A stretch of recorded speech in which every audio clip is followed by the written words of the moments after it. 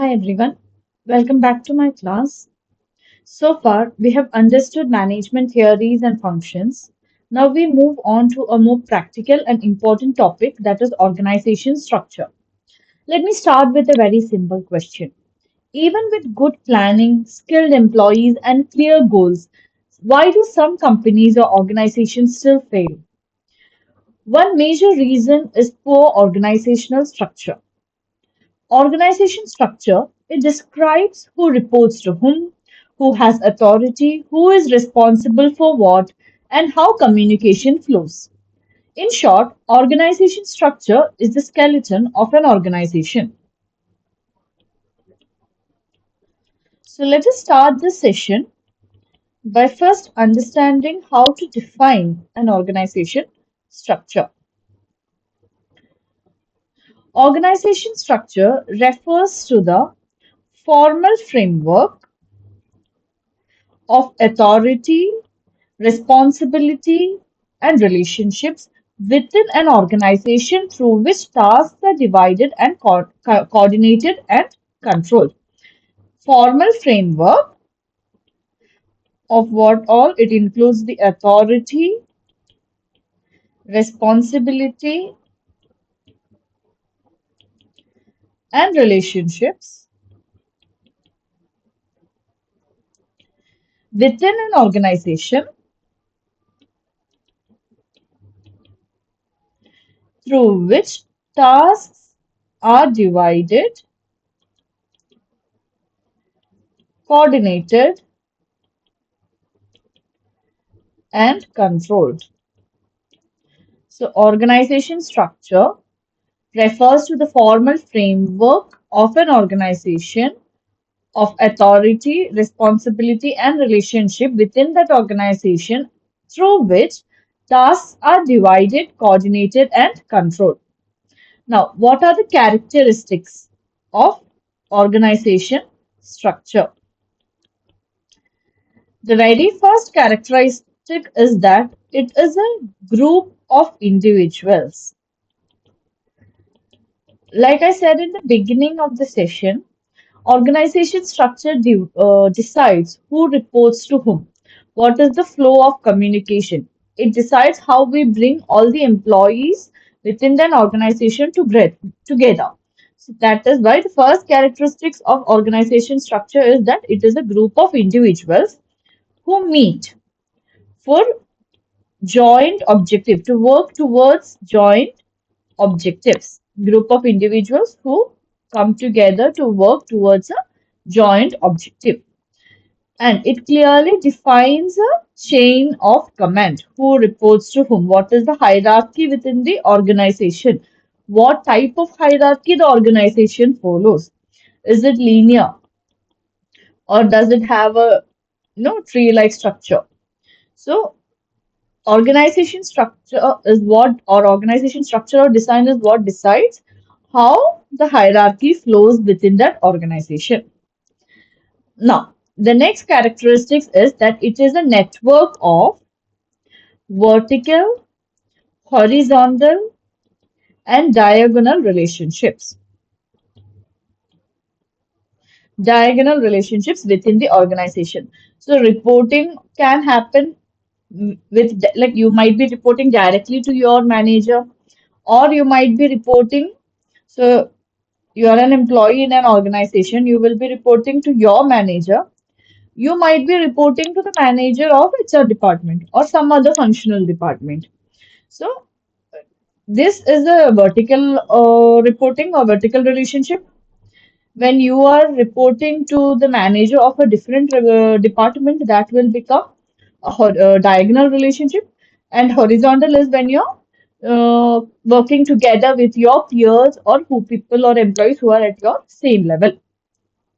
Now, there will be division of labor based on specialized job, division of work based on specialization. So, these are the characteristics of organizational structure. Let's go through that again. The first one is group of individuals who come together to work towards joint objectives. There will be a clear chain of command or hierarchy of the organization. The relationship between in this chain of command or hierarchy can be vertical, horizontal, or diagonal. Then all these employees will have works divided to them. There will be division of work based on specialization. Now, what are the different principles of organization? Principles of organization, organizational structure. So here, like we discussed before, the very first principle is chain of command or the line of authority. Who reports to whom and what is the direction of that relationship. The second principle is span of control. Number of subordinates under a single supervisor. It can be either narrow, that is, the one supervisor will have very limited number of subordinates under him. So, what will this result in? This will result in many reporting levels. Reporting levels. This will lead to making the organization a tall organization. Then, span of control can be wide also. When it is wide, it means what? The number of reporting levels will be very less. Less reporting levels. And what will this lead to? It will lead to a wide organization. So, first principle is chain of command, the line of authority, and the second one is span of control. That is how many employees or subordinates are there within under the manager. So, depending on the number, if it is less number of employees, that means it is a narrow structure which will lead to a tall organization with many reporting levels. And if the number of employees below a manager is less, then if it is more, then that will lead to more very less reporting levels. That is, the organization will be a wide organization. If the number of employees reporting to a manager is less, that will lead to many reporting levels. So one person or like one manager will have only two or three employees or five or six employees. So number of reporting levels will be more. That is a tall organization. If the number of employees reporting to one manager is more, so some 20 or 30 or 50 employees will be reporting to one manager. So what will happen? The reporting levels will be less. That will lead to a wide organization. The next principle is centralization and decentralization. That is, who is taking the decision? Who is the decision maker? Is it a single point? Is it the top management that is taking the decision? If so, you have a centralized organization. Most of the decisions or authority lies only with the central management or the top management. So that is centralization. But if every department or every level of managers have their own authority to take decisions for the work under them or the task that they have, then you have a more spread out way of decision making, which leads to decentralization. Here, lower level managers also have more authority.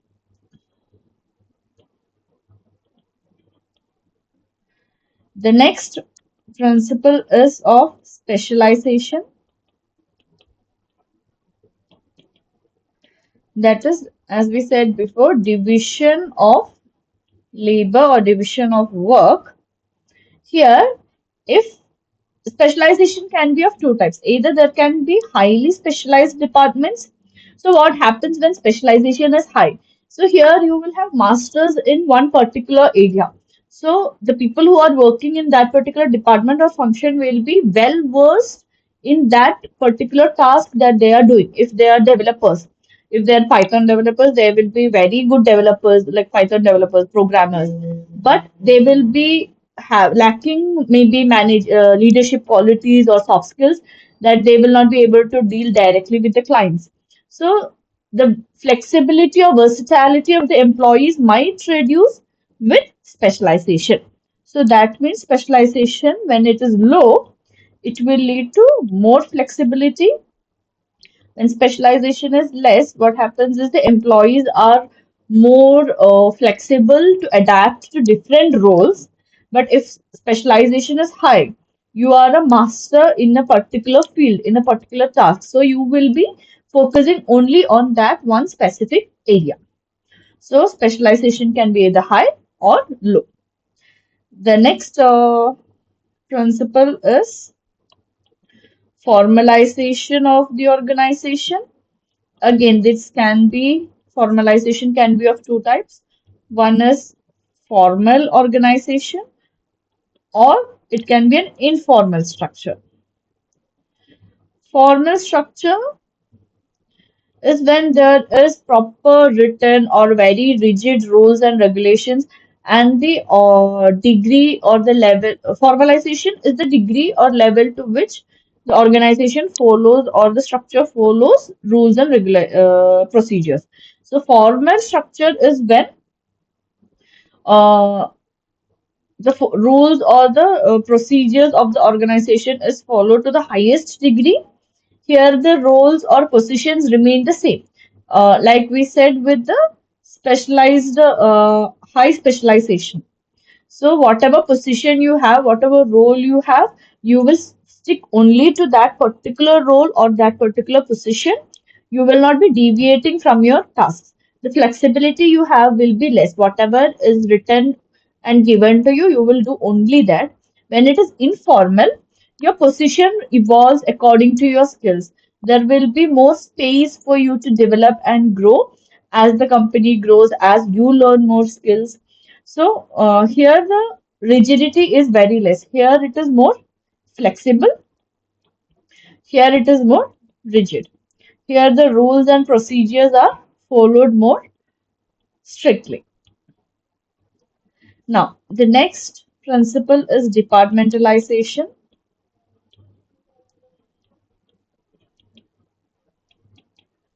This is the process that groups jobs together.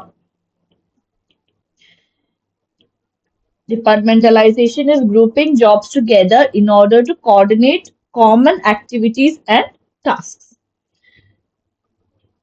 Just like when we are having all the HR activities like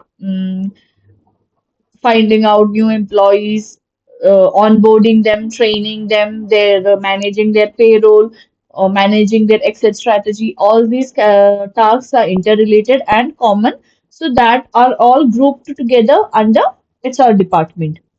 Or if what like your salary structure, your payroll management, or your tax related things, all those will be managed by the finance department. So like that, every job that are common and that can be grouped together will be bringing under one particular umbrella, and that is called departmentalization. The next principle is delegation. Delegation means the assignment of new or additional responsibilities to your subordinate. So, what will this help to develop? It will help to increase your responsibility. It will help you to have more authority, and there will be more accountability. Delegation is assigning new or additional tasks or responsibilities to your subordinate. So, what are the different principles that we studied? First one is the chain of command, that is the line of authority that the organization will follow.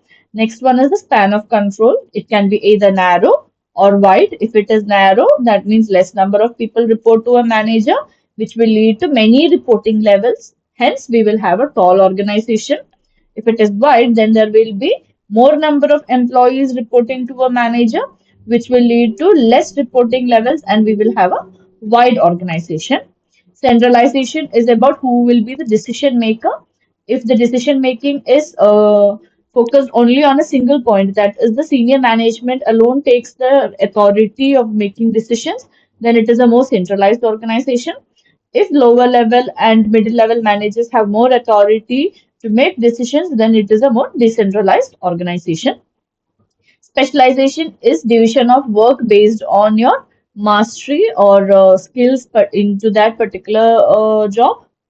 So specialization. So if you have a high if specialization is high, then that means you are master in that specific area, and you will have very less flexibility in your role. And if specialization is less than or low, that means there is more flexibility to learn and grow. Now, formalization is the process or degree to which the organization is governed by rules and procedures. So, if formalization is high, then there will be very strict rules and procedures that is followed, and the employees will have less opportunities to grow in their role. If it is an informal organization or informal structure, there will be more flexibility. Rules and regulations will be not followed to the highest degree as formal structure, and you will have the freedom or space to change in your role or move to different roles based on your skill sets. Then departmentalization is the process of grouping together jobs that are common. Uh, and then last one is delegation, that is assigning new or additional tasks to your subordinates. This will help to increase your responsibility, authority, and accountability. Now, what is the process of an organization? Process. So the first process is establishing objectives.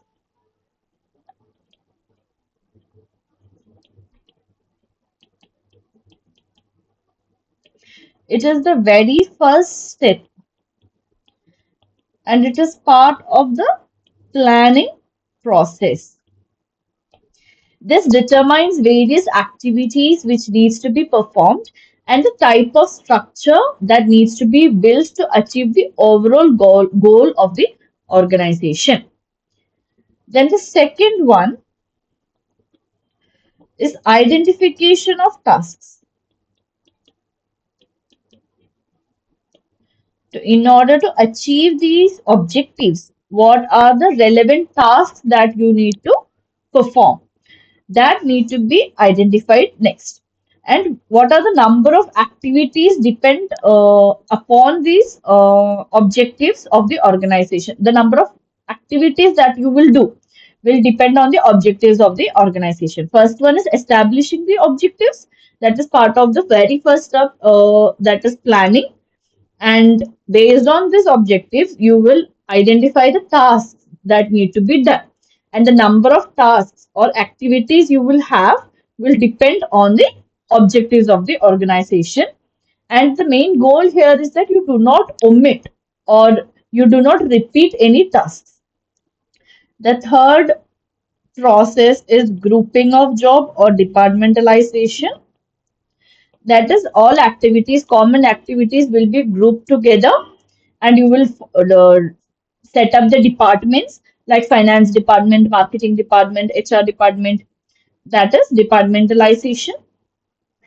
Then fourth one is collecting resources, including both human and material resources. Assessing personal requirements. So the employees, what are the eligibility criteria for each task to do a particular activity or a task? What is the requirement that the employee should have? What are the eligibility that the employee should have? So identifying the personal requirements. Then the second one is the physical resources or the material resources like machineries, equipments. What are the assets that the company will require, like a laptop, desks, buildings, all those things. Then the next process is assigning the works. So now you have identified or recruited the employee. So now you have to identify which employee is suitable for which particular task and appointing suitable personnel for various activities. The next process is designing a hierarchy of relationship. So now we have identify the objectives of the organization. For achieving those objectives, what are the activities we have to do? We have identified. Then to do those activities, we have, and these activities have been grouped together. That is, departmentalization has been done. We have collected the required human and material resources, and we have assigned the work to these human resources or the employees. Now, there are multiple human resources within the organization, multiple employees there. How do they interact with each other? Who has the authority over whom? So for that, we have to develop the hierarchy of relationship. That is creation of subordinate, superior, superior subordinate relationship, ranking the positions, ranking positions with different degrees of rights and powers at different levels. So that is designing a hierarchy of relationship. And after that, the next process is delegation of authority. When a work is assigned to someone, then he or she must have given some authority to do that work effectively. Assigning work without proper authority will be meaningless. So you have identified the employee who will person who will be doing a particular task. Now you that person should have enough authority to make sure that the task is completed. And the next process is coordination. Now we have all these employees, we have the hierarchy level, the authority levels described, who will be working under whom, who is the superior, who is the subordinate, everything has been defined. Now everything needs to be coordinated together. Now, what happens here? All activities that these employees should do should be independent. There should be no micromanaging happening here. But at the same time, everyone should be working towards the same goal. The objectives that we had identified in the beginning, that is what every employee should be working towards. So everyone has to come together, everything should be coordinated and work. All the tasks should be aligned towards that particular objective. And if there is no proper coordination, what will happen? The goal will not be achieved. The goal of completing your objectives will not be achieved. And what will be success in this scenario? Success will be how it will depend on how better the coordination was between different divisions and managers. And now the next process is monitoring the effectiveness. That is assessing the effectiveness and adjusting accordingly. So now we have done the coordination. So are we going towards every day? Are we moving towards achieving the objectives that we had defined? So these are the processes within an organization. So let's revise the processes again. What is the very first process? The very first process is establishing the goal. This is part of the planning process. Here we will identify what the organization is working towards, what is the organization trying to achieve. So establishing the objectives. Once the objectives are established, we will identify the related or relevant tasks that are required to achieve these objectives. Then we will group these tasks and activities into different departments, that is departmentalizations. Now we will identify what are the human and material resources that the organization require to complete these tasks. Once we have the resources ready, we will assign the work to the right person. The right task should be assigned to the right person. Always remember, right person at the right job at the right time. Now we have all the employees ready. Now we need a relationship, hierarchy of relationship between all the employees. Who will be the superior, who will be the subordinate, what will be the line of authority through which they will interact. So we will design the hierarchy of relationship. We will rank the positions. And then we will have delegation of authority. So once an employee is given a task, they should have the authority to complete that task. They should have the accountability and responsibility of doing that task. So they will be given the authority, and all these resources has to be coordinated together. And the final process is monitoring the effectiveness. Are we achieving our goals? Are we the is the coordination happening well? If not, we have to make changes so that we are working towards achieving our objectives. So that is monitoring of the effectiveness. So that is the processes that are required within an organization. Now, the next topic that we have is types of organization structure.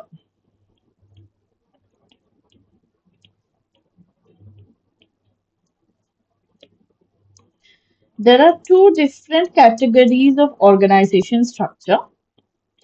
One is formal organization structure, and the second one is informal organization structure. First, let us understand what is formal organization structure. A formal organization structure is a deliberately designed framework of rules, authority, responsibility created by management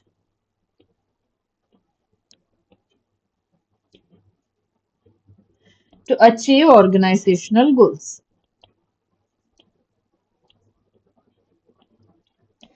Formal organizational structure is a deliberately designed framework of rules, authority, responsibility, and communication. Just and communication created by the management to achieve the organizational goals. And what is informal organization structure? It is a naturally developed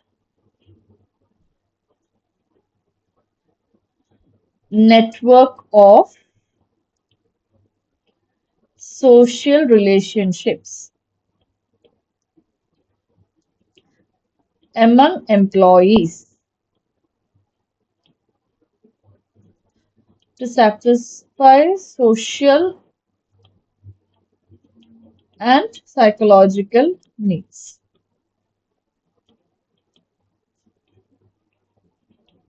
So, informal organization structure is something that develops organically when the employees interact with each other. But a formal organization structure is something that is developed by the management so that the employees can work towards achieving the organization's goals. Now, what are the characteristics of formal organization structure?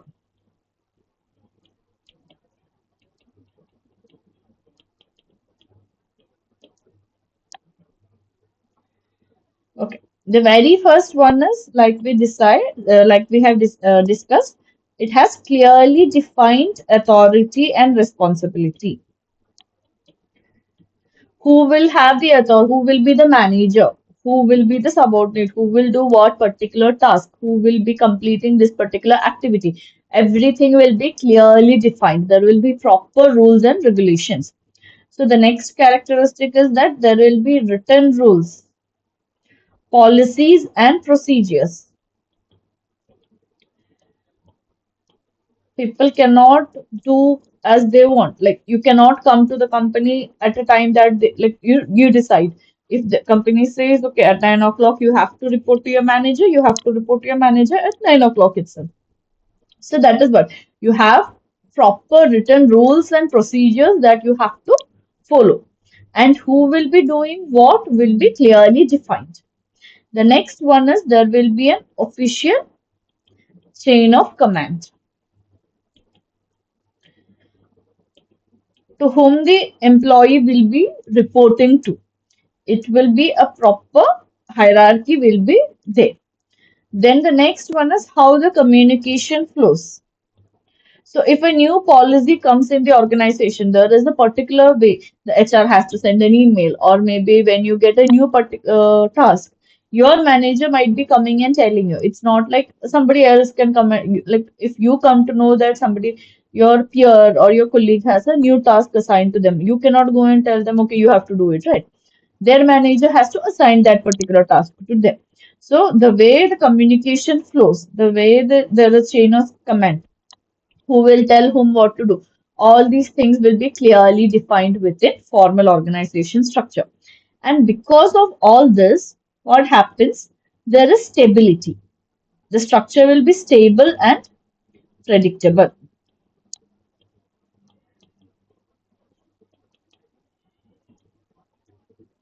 So, what are the characteristics of formal organization structure?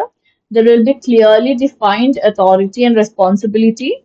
It has written rules, policies, and procedures. There will be an official chain of command, proper hierarchy will be followed. There is a hierarchy, or there is a communication channels. The communication flows through predefined channels, and because of all this, the structure is completely stable and predictable. For example, CEO will have all the managers under him who will be taking care of the superiors under whom all the employees will be working. So there is a formal organizational structure. It's a very linear structure. So employees will be getting their orders or communication from their superiors. CEO will not be directly going and talking to the employees or saying that, okay, you have to do this, you have to do this. No, that communication will come from superiors to employees. And how will superiors know what are the tasks that they have to do? That will be decided by the managers who will communicate that to the superiors. And what will the CEOs do? CEO will be telling, okay, this is the goal that we have to achieve.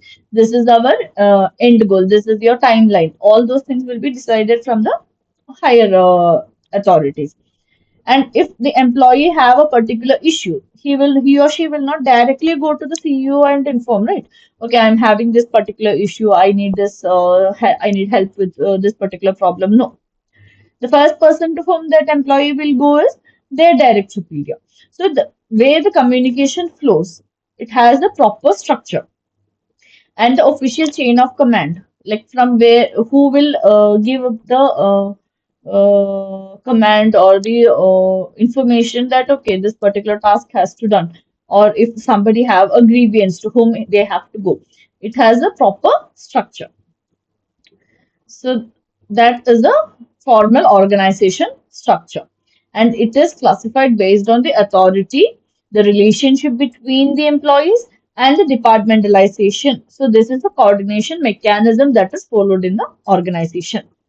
Now, within formal organization structure, there are different ways that this structure is formed. So there are different types of organization structure. Let's go through them one by one. The very first organization structure is a line organization. It is similar to the one that we saw in the above example, where the structure is very linear. That is a scalar organization. This is one of the simplest and oldest pattern of organization structure. Oldest pattern of organization structure. Here, authority flows vertically,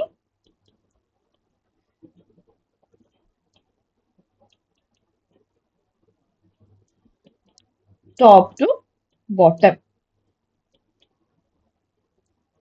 It is always having a downward direction. There will be clear chain of command. Unity of command is strictly followed. We have studied in the previous lesson what unity of command is. That is, one employee will be reporting to only one manager. and each employee reports to one manager or superior. Now, for example, you have the owner of the company, then you will have the manager, then you will have the superior, then you will have the worker. So the worker will report only to superior. There will be not uh, two, three superiors will not be there. Two, three managers will not be there for one employee. He will report only to one superior or one boss. This is also known as vertical organization or departmental organization. So the first type of formal organization is a line organization where authority flows vertically from top to bottom. The next, okay, before we go to the next one, let's understand what are the merits and demerits of line organization. Merits and demerits. So, what is the very first merit of formal organization? The very first merit is that it is very simple and easy to understand. Easy to understand. And another merit is that here decision making is very quick because there will be only one manager or one superior. That person alone has to take the decision. So decision making will be very easy. And since the structure is scalar and downward, it is very easy to understand. You don't have to think about to whom I will report or to whom I will ask. No, all communications for this particular employee, one particular employee will be with one boss, one superior. So whatever problem you have, you directly go to that particular person. So that is why it is very simple and easy. Decision making is also very quick here. And there is clear responsibility and authority. So your manager will tell you what exactly you have to do, what are your responsibilities in the organization, and that manager have all the authority on that particular employee. Okay. Now that are the merits of line organization. So what are the demerits? The very first demerit is the overburdening of managers. So whoever employees are under you, you have to take care of all those employees. Whatever issues are coming, everything you have to take care. You don't have any support or advice from anyone else. You do not know whether you're taking the right decision or not. There is no one to advise you on that or help you on that. So there is the overburdening of managers. Then another issue is lack of specialization. In line organization, it is not focused on division of labor based on specialization of skilled tasks. The next one is that it is not suitable for a large organization. So if it is a very small retail shop, there will be a shop owner, there will be a manager of that shop, there will be few salespeople. So the structure is simple. It's a very small organization, so it will be very easy to manage, very easy to take decisions. So it is suitable for that kind of an organization, that kind of a company. But if the organization is large, suppose there are 500 employees or thousands of employees, in that particular scenario, having this kind of structure will not work. It is not practical in that particular scenario when the organizations are large. So that is line structure of formal organization structure. The second type of formal organization is line and staff organization. In line and staff organization, there will be line managers, that is your direct supervisor, like the line structure. But along with them, there will be staff specialists who will be providing advice and support to these line managers. So here there will be line managers who will be taking the decisions. They are the decision makers and they will be supported by staff specialists who will give advices and support to the line manager. So, who are staff specialists? There are people like HR manager, legal advisor, then quality control expert, financial consultant, etc. So these are the staff specialists. So here what happens, there is a clear separation of execution and expertise. The manager will be, the line manager will take the decision at the end of the day, but he will have the support from specialists. Suppose he have a legal doubt. He doesn't have to take the decision by himself. He can consult with the legal consultants. Or if he has to make a financial decision and he is not sure whether what is the correct option. So there is a financial consultant who will support him with that particular issue. So there are specialists who will help the line manager in making decisions. Now, again, let us understand what are the merits and demerits of line and staff structure. So, here the very first benefit is you are getting the benefit of specialization. You are getting expert advice from the staff manager, staff specialist. And the next one is you will have better quality decisions. In the line structure, we said the burden of managers are more because they have to make the decisions for everyone based on their own expertise. They do not have specialization in every field, right? So here, so what happens, the decision you are making might not be that good or suitable for every scenario. But now you are having advice from specialists. So the decisions you make will be of better quality. And because of this, what is happening? The workload on managers, on line managers, will be reducing. So these are the main merits or benefits of line and staff organization. And when it comes to demerits, what happens is there will be a dual authority, right? Because there is both line manager and there is a staff specialist. And what will this lead to? This will lead to a conflict between line and staff. Suppose the line manager want to take a particular decision that okay, suppose there is a financial decision the line manager want to take. He want to buy a particular land. So line manager is like he's the suppose the manager is having the authority to do the purchases for the company, and he want to purchase a particular land for the company. But the financial staff specialist will be saying that currently we don't have the fund, or the fund that we have should not be used for this particular purpose, something like that. So the advice will be given by the financial consultant. But what will happen? The decision making authority is with the line manager, and he will take the decision whatever he wants, even though the financial specialist advises against it. And this will lead to a conflict between the line manager and the staff specialist. That is dual authority. Now, so in the previous scenario, what we can understand is that the decision making power is only with the line manager. So what they can do is staff advice can be ignored. So even if the financial consultant will say, no, don't make this particular purchase right now, it will not be beneficial for you long term. It can be ignored completely because all the authority is within, or the all the decision making power is within the line manager. The next one is it is a very costly structure because the staff specialists are there. You have to pay them.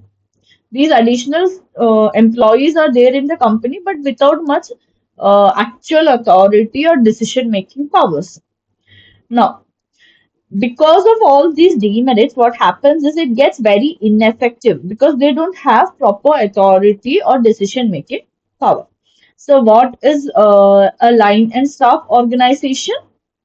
It is a structure where line managers or direct supervisors have the decision making authority, and staff specialists will provide advice and support to these line manager. The third type of formal organization structure is a functional organization. What is a functional organization? Okay, first of all, it was suggested by this structure was suggested by F.W. Taylor, which is important to remember this. Now, what is a functional organization? It is an organization which is divided based on specialized functions and authority rests within the functional experts. Organization divided based on specialized functions, and they have all the authority to take decision within those functions. Now, if, for example, if workers are receiving instructions from production, quality, and maintenance managers, so the production manager will decide how the production process will go. But the quality standards will be decided by the quality manager. What he say will be the final word in that. And when it comes to maintenance, the maintenance manager will decide. The production manager cannot come and say, okay, we cannot do this or we cannot do this. No, what the maintenance manager will say will only work there. So every particular function will have a functional manager, a specialized expert in that field who will be making decisions in that field. Now let us see what are the merits and demerits of this particular structure. The very first merit is that you will be having expert supervision who also have the authority to make decisions. So what will this lead to? This will lead to higher efficiency, and this is very suitable for very technical organization like manufacturing units and all. Now, what are the demerits of this? There will be confusion because of multiple commands. There will be confusion due to multiple commands. Suppose you are a worker in a manufacturing unit and the functional manager, suppose the production manager tells you to do one particular task, but the maintenance manager will come and ask you that you have to come and do this particular, solve this particular issue. So you are getting command from two different managers. So that will create a confusion for the employees because both the managers have the authority to take the decision there, but the employees will be confused like whom to follow because there is no proper structure according for that. So that is the very first and important demerit of functional organization. So because of this, there will be poor coordination and it will be very difficult to keep accountability of the employees. And this is a very complex form of administrative organization. So, for example, I'll just show you. Like, suppose there is a manager. This is the main manager. Under this manager, we have specialist one, specialist two, specialist three. So, there are multiple specialist managers, and all these managers will be taking, looking into the work done by the workers. These workers, all the shop workers, will be reporting to listening to all the specialists. So because of this, what is happening? There will be confusion for the workers and there will be poor coordination, and this will result in improper coordination, and there will be very less accountability on the work that is done by the workers. The next form of organization structure, formal organization structure, is project management organization.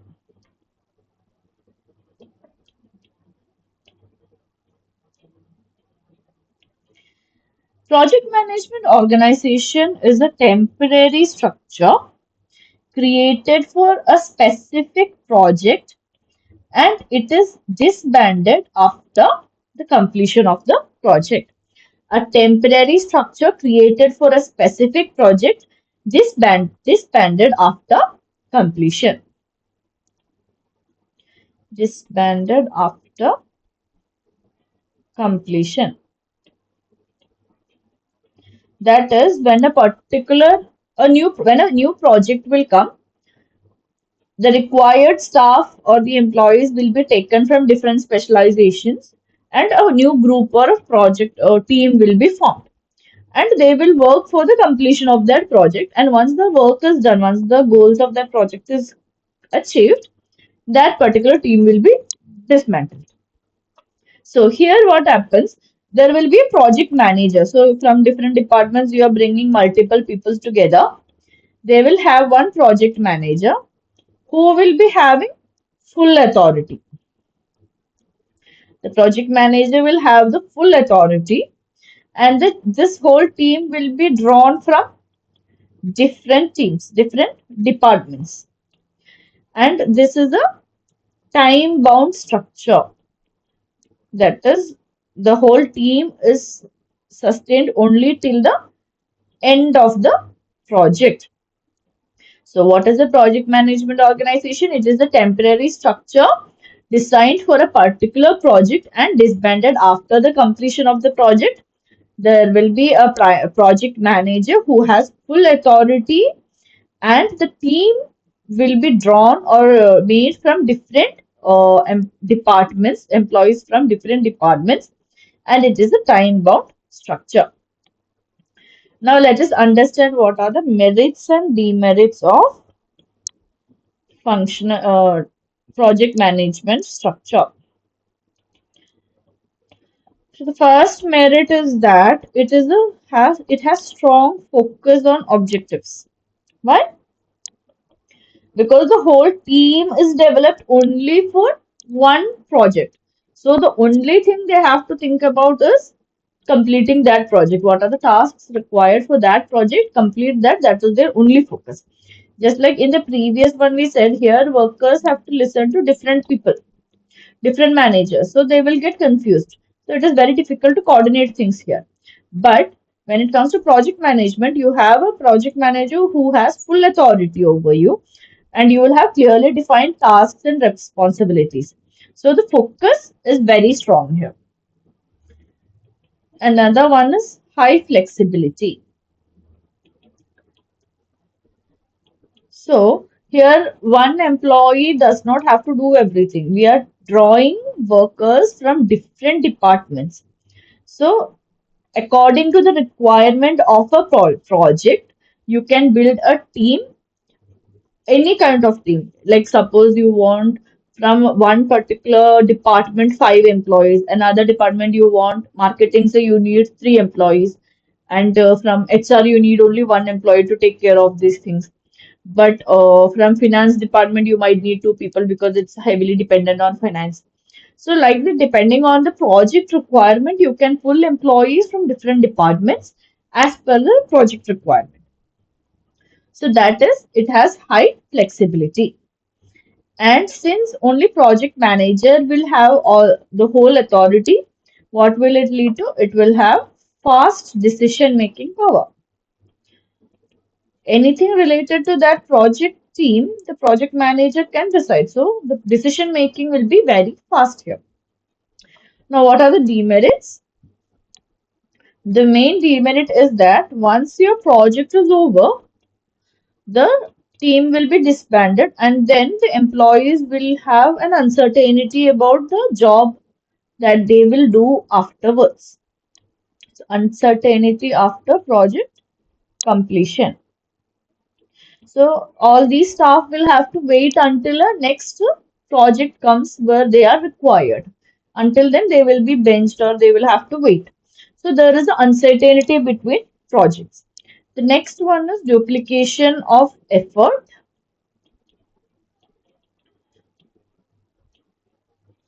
And the last demerit is limited career stability. Limited career stability. So these are the merits and demerits of project management structure. And the final formal structure, organization structure is no. The fifth formal organization structure is matrix organization. So, what is matrix organization structure? It is a hybrid structure that combines both functional and project management structure where employees report to two bosses. So, it is a hybrid structure. This is a hybrid structure. It follows both functional and project management structure. So what happens is because you are reporting to two managers, there is dual authority here, and there will be high coordination and flexibility. High coordination and flexibility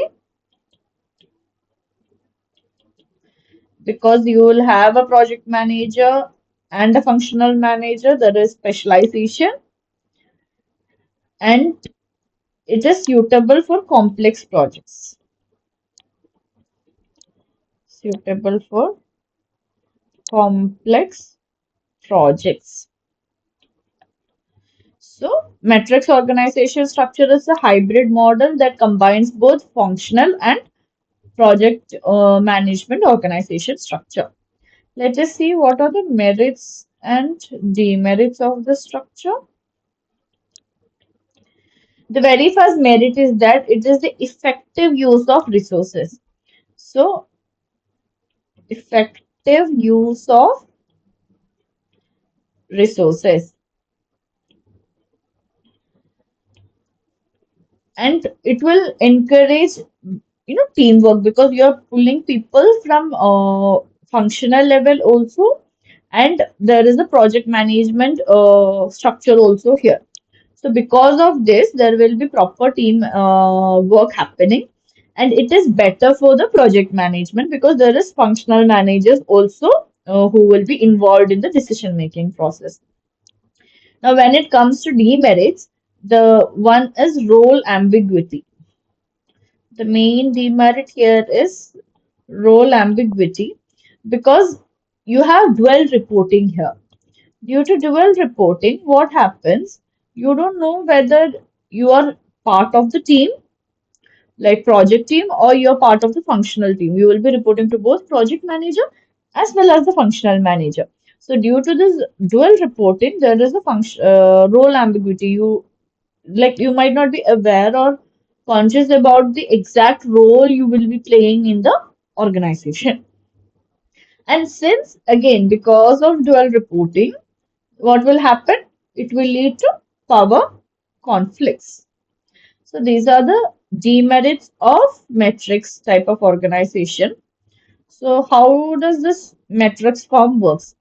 Let us suppose there is an organization, so general manager will be there on top. Then there will be different functions like engineering, operation, financial, then HR, other departments will be there. Then there will be multiple projects. So there will be project one, project two, project three, etc. So what happens? You will have the structure will go like this. These employees will report to both. If this is one employee from the engineering department who is in project one, he will report to both engineering department manager and the project manager. So these project managers will be taking care of the project responsibilities, everything related to the particular project. That responsibility will be taken care by the project managers, but the functional responsibilities of each function will be taken care by the functional managers. So in a particular project, so in P3 project, whatever related to engineering will be taken care by the engineering manager. Anything related to operations will be taken care by the operations department. But the overall project will be taken or managed by the manager of the project P3. So that is the matrix form of organizational structure. And the final type of organizational formal organizational structure is divisional organization. Now, divisional organization is one that is divided into semi-automation autonomous divisions. When an organization is divided into semi-autonomous divisions based on the product, geography, customer, or process. Suppose the way your company works in a particular country might not be the way you will be able to work in another country due to the rules and regulations of that country.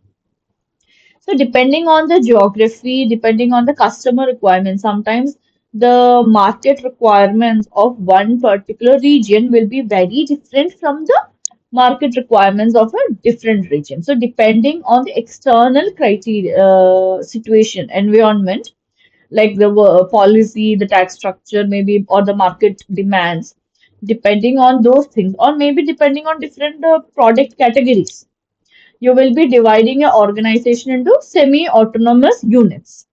And dividing your organization like that, that is the divisional type of organizational structure. So here each division will be working as a its own company or a profit center, and there will be proper divisional managers who will have full autonomy to take care of these individual divisions. Now, what are the merits and demerits of divisional organizational structure? So, the first merit is that the decision making will be faster because for each division, the manager will have full authority to make the decisions for that particular division. That is why the name definition itself suggests that they are semi-autonomous divisions or semi-autonomous structures. So, there will be proper, better accountability because of the organization is divided into different divisions or parts. It will be having more accountability. Each division will be accountable for that particular area. And because of this, what will happen? You will have more focus on the results. Like I said, suppose a particular market demands a different type of product, you will be focusing only on that product. So your whole division will be working to get more sales for that particular product only. So this will lead to faster results. You will achieve your goals faster. Now, what are the demerits? Duplication of resources, because for each product or for each geographical location you will be having different units, so that might lead to redundancy. Then it is a very costly structure. So depending on the exterior environment and criteria, you are dividing your organization into multiple divisions. So that will be very costly because it's not a united situation where everything is taken care by the sender. Everything is a autonomous division. So that is very costly for the organization. And this might also lead to inter-divisional rivalry.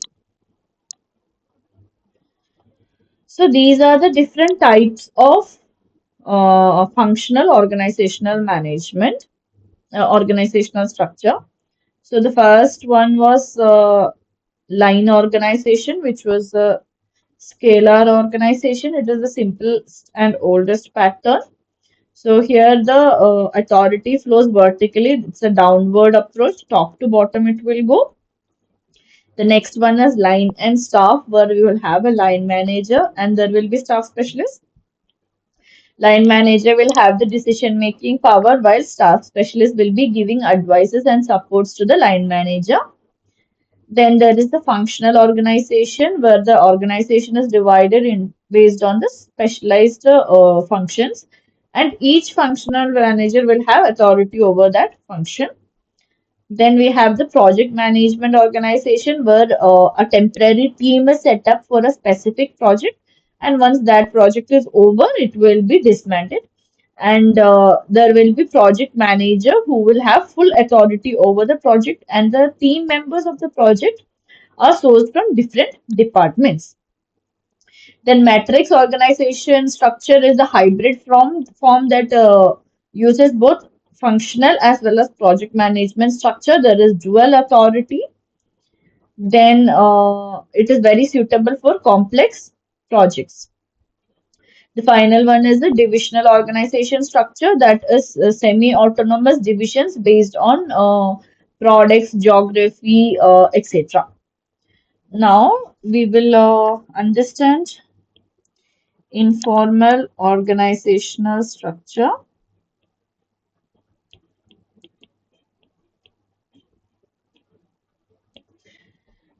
As we discussed before, it is a very spontaneous network of social and personal relationships that develop naturally among the employees within a company. So the first point is it is a spontaneous network. It is a relationship that develops naturally with the people when they work together. And it might be based on common interests or goals that you have in your life apart from your companies or organization stuff. So how is it built on? It is built on trust, shared interests, and mutual respect. So what will this lead to? What is the goal of informal organizational structure? It is to give a sense of belonging to these employees. You will get emotional support through these relationships that you develop with your co-workers. So it is a spontaneous formation. There is no fixed hierarchy here. Like who you feel connected with, there will be no hierarchy for that. Then the flow of communication will be very fluid, not like a formal structure where there is a proper flow of communication from word to word, the communication should flow. Then it leads to the fulfillment of social and psychological needs. And there are three different types of informal organization structure. Let us understand these different types. The first one is vertical organizational structure. Vertical organization structure is among different, it is when employees from different authority levels interact with each other. Maybe because they have the same shared interest. Suppose a manager likes to go for, like, you and your manager have same interest in movies. So apart from your work, you will be talking about the movies, like you like the same genre of movies or same actors, or maybe same interest in music or book or sports. So those are the things that might develop to lead to a friendship or a more informal relationship between the employees. So when these employees are in different authority levels, then it is a vertical type of relationship, vertical groups. It will form the vertical groups. The next one is horizontal group of informal organizational structure. And horizontal group is when employees of uh, same level, like within your peers, employees at same levels of authority form groups, that is horizontal group. Then we have mixed group of informal structure. Mixed group is when diverse networks span across like multiple departments and levels. So that will lead to a mixed group. So here there will be like multiple departments and multiple level of authorities, employees also included in this particular group. And these are usually formed more for more practical reasons like carpooling rather than shared interest. When it comes to both vertical and horizontal, it's mostly formed due to shared interest. Shared interest. But mixed groups are usually formed for more practical reasons. Okay, like carpooling. So these are the different types of informal organizational structure. So today we have understood what is organizational structure, what are the principles of organizational structure, what are the processes within an organization, then what is a formal organization, what is an informal organization, and different types of formal and informal organizational structure. So hope you guys have understood this topic very well. We'll meet in the next class with a different topic from Unit 1. Thank you.